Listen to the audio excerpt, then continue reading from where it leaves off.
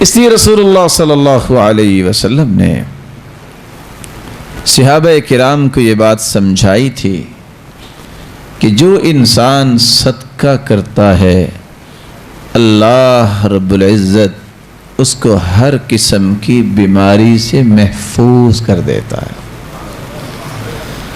داؤوا مرضاکم بالصدقہ، بیماریوں کا علاج میں تو یہ کہوں گا آپ بھی اللہ تعالیٰ سے دعا کیا کریں، یا اللہ اگر تو بغیر آزمائشوں اور بیماریوں کے اونچا درجہ دے دے، تجھ سے کسی نے کوئی پوچھنا ہے کیا؟ جی دے تو سکتا ہے نا اللہ تعالیٰ۔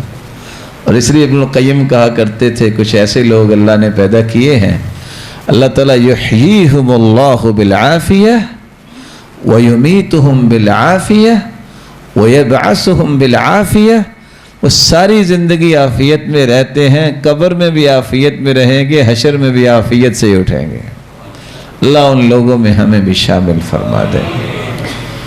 لیکن اگر کوئی معمولی سی بیماری آ جائے تو اس پہ پریشان نہیں ہونا چاہیے، اللہ تعالیٰ سے ہی مدد مانگنی چاہیے، دوائی ضرور لیا کریں، علاج کروایا کریں، یہ سنت ہے، لیکن حرام چیز سے علاج نہیں، کیونکہ حدیث کہتی ہے تداووا ولا تتداووا بحرام، تم دوائی لیا کرو لیکن حرام چیز کی دوائی نہ لیا کرو۔ حرام چیز سے مراد ایسی دوائی جس میں حرام چیز ڈالی گئی۔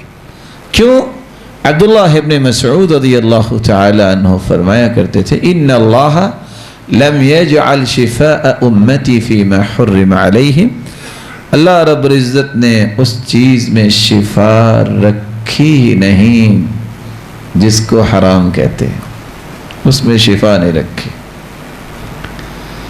لیکن علاج جہاں آپ دوڑ کے جاتے ہیں ڈاکٹر کے پاس، جانا چاہیے، منع نہیں ہے، وہاں ایک علاج یہ بھی ہے داؤوا مرضاکم بالصدقہ، اپنی بیماریوں کا علاج صدقے کے ذریعے کرو۔ یہ صدقہ بھی ایک علاج ہے۔ جہاں آپ صبح و شام 2-2 4-4 ایمپیکلاکس لے لیتے ہو، وہاں صدقہ بھی 2-4 روپے کر دو، یہ اس سے قیمتی اور اس سے زیادہ پوٹینسی کے کیپسول ہیں، لیکن اس کے لیے یقین ضروری ہے۔ جن لوگوں کو اللہ نے سمجھ دی وہ ایسا ہی کرتے تھے۔ خود امام حاکم جو مستدرک حاکم کے لکھنے والے ہیں، محدث، اچانک ان کو ایسی بیماری ہوئی کہ ان کے چہرے پہ زخم بن گئے، ادھر سے علاج کروا، ادھر سے۔ اس نے کہا حدیث تو نہیں چھوڑ سکتا، پڑھتے پڑھتے سامنے حدیث آ گئی، وہاں رک گئے۔ داؤوا مرضاکم بالصدقہ، علاج کرواؤ اپنی بیماریوں کے صدقے کے ساتھ۔ علاج سارے چھوڑے، سیدھے مسجد میں پہنچے، مسجد میں پانی کا سسٹم بنایا کہ لوگ ٹھنڈا پانی پیئے، ساتھ ہی پوری زندگی اس دن کے بعد سے چہرے پہ کوئی چیز نہیں ہوئی۔ داؤوا مرضاکم بالصدقہ، صدقے سے جو اللہ تعالیٰ نے شفا رکھی ہے وہ کسی اور چیز میں نہیں ہے۔ یہی وجہ ہے کہ بعض نیک عورتیں تو صرف اس بات پہ صدقہ دیا کرتی ہیں کہ اگر صدقہ جسمانی بیماریوں کا علاج ہے تو پھر روحانی بیماریوں کا بھی علاج ہوگا۔ تو بیٹا اگر نماز میں سستی کرتا تو وہ صدقہ دے دیتی، بیٹے کی نماز سیدھی ہو جاتی۔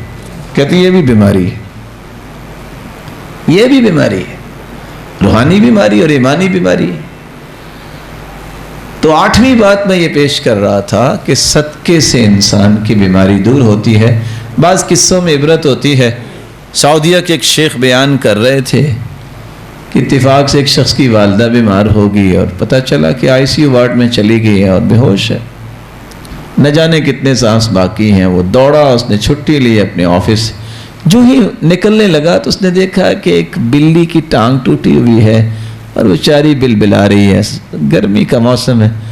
اس نے کہا باقی کام تو ہوں گے، یہ نیکی تو نہیں چھوڑوں گا میں۔ ساتھ سٹور میں گیا، دودھ لیا اور بلی کو دودھ ڈالا۔ جو ہی ہاسپٹل پہنچا انہوں نے کہا کہ دوسری وارڈ میں آپ کی والدہ کو منتقل کیا گیا ہے۔ تو اس نے مذاق سمجھا کہ لگتا ہے کہ ایکسپائر ہوگی اور مجھے کہہ رہے ہیں دوسری وارڈ میں گئی، آئی سی یو وارڈ میں کیسے اتنی دیر میں منتقل ہو گئی؟ خیر وہاں پہنچا تو ماں ہوش میں تھی۔ کہا ماں یہ کیا؟ کہا بیٹا میں تو خواب میں مجھے نظر آیا ایک بلی دعا کر رہی تھی، اللہ نے قبول کر لی ہے، اور میں ہوش میں ہوں، مجھے انہوں نے یہاں منتقل کر دیا ہے۔ یہ باتیں سمجھنے والی ہیں۔ وفی کل ذات کبد رطب اجر، ہر جاندار کے ساتھ احسان کرنے کا اجر ہے۔ کتا حالانکہ پلید ہے لیکن پیاسا تھا، اس کو بنی اسرائیل کی بدکار عورت نے پانی پلا دیا، اللہ نے اس کی ساری زندگی کے گناہ معاف کر دیے۔ اگر ایک مسلمان کو آپ پانی پلا دیں جو اشرف المخلوقات ہے، تو اگر کتے کو پانی پلانے والی کی بخشش ہو سکتی ہے تو مسلمان کو پانی پلانے والے کی بخشش نہیں ہوگی؟ ہوگی انشاءاللہ۔